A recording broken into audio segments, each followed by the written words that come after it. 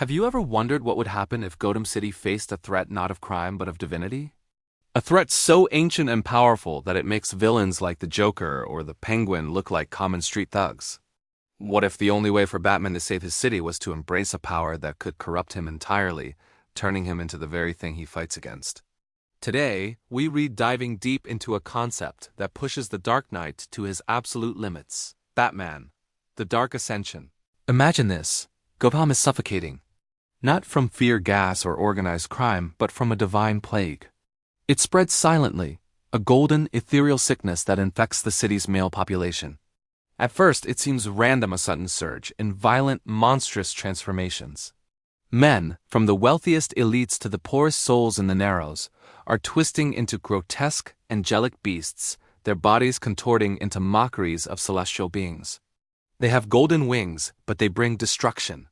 They have halos of light, but they cast shadows of terror. Gotham is no longer a city of shadows. It's a cathedral of chaos. The GCPD is overwhelmed. Science has no answer. This isn't a virus, it's a curse. And at the heart of it all is Batman. He watches his city bleed, not from bullets, but from this holy pestilence. His usual methods are useless. You can't punch a plague. You can't intimidate a miracle gone wrong. Every man he tries to save is another potential monster. The horror isn't just in the streets. It's in the helplessness.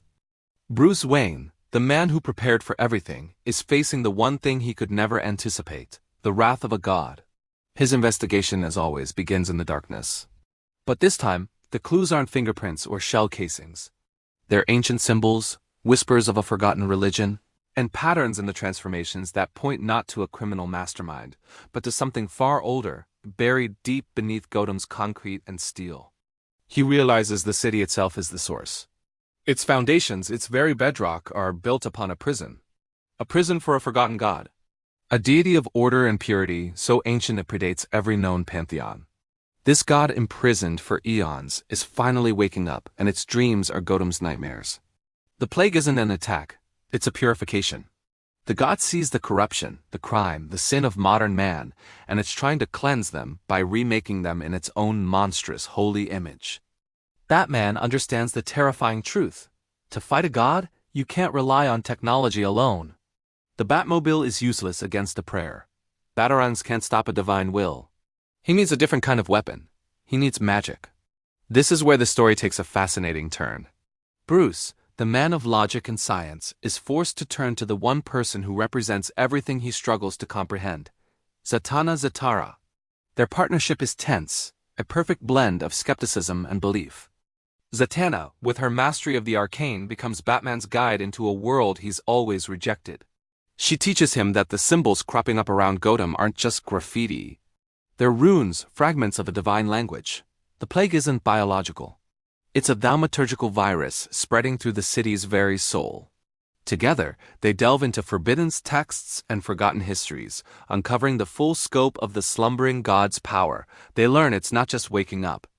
It's anchoring itself to the city, preparing to claim Gotham as its physical vessel.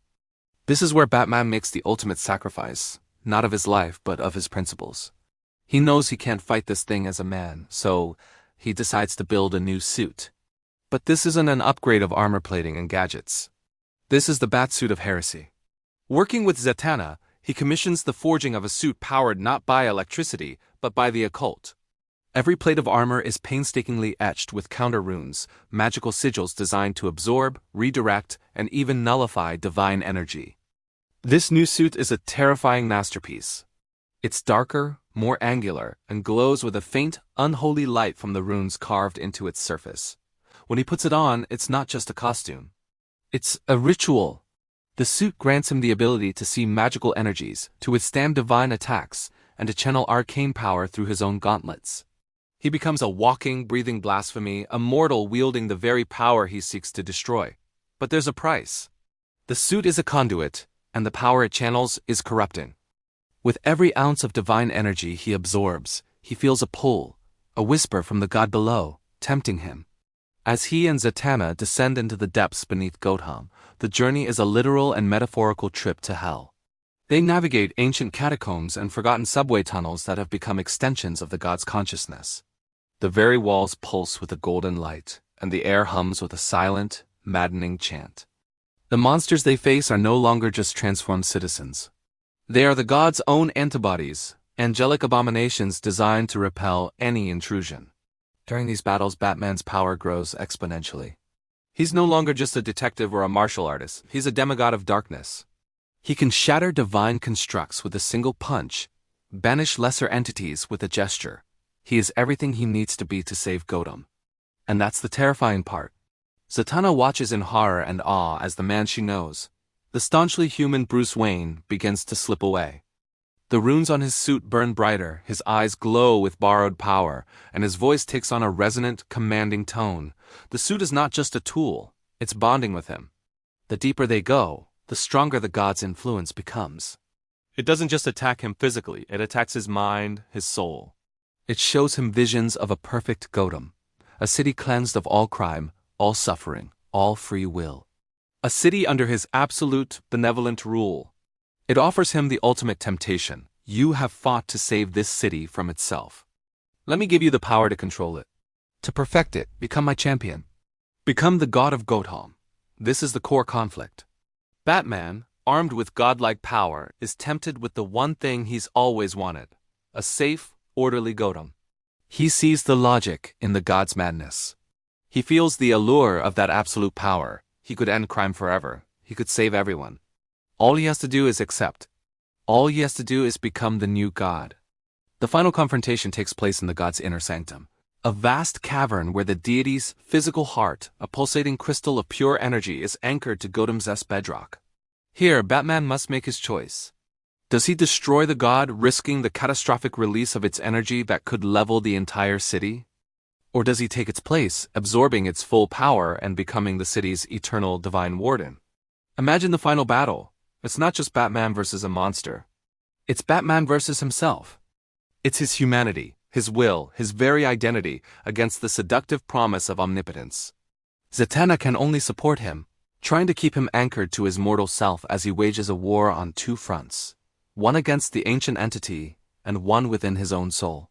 He is a dark reflection of the god he's fighting, a man who has become a symbol, an icon of fear and order. The god sees him as a worthy successor. In the end, what does Batman do? Does he find a third option, a way to seal the god without destroying the city or succumbing to its power? Or does he make the ultimate sacrifice, embracing the godhood only to turn it against itself, imprisoning them both for eternity in a state of unending stalemate, becoming the city's silent, eternal gargoyle, forever watching, forever tempted? Batman, the Dark Ascension, isn't just a superhero story. It's a mythological tragedy. It explores whether a man can fight a god without becoming a monster, and whether Gotham's salvation is worth the damnation of its protector's soul. It's a question that cuts to the very core of who Batman is. Is he a man, or is he an idea? And what happens when that idea becomes so powerful, it threatens to consume the man entirely? What do you guys think? What would you do in his position? Let me know your theories in the comments below.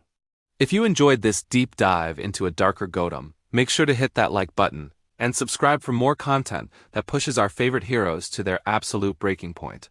Thanks for watching, and I'll see you in the next video.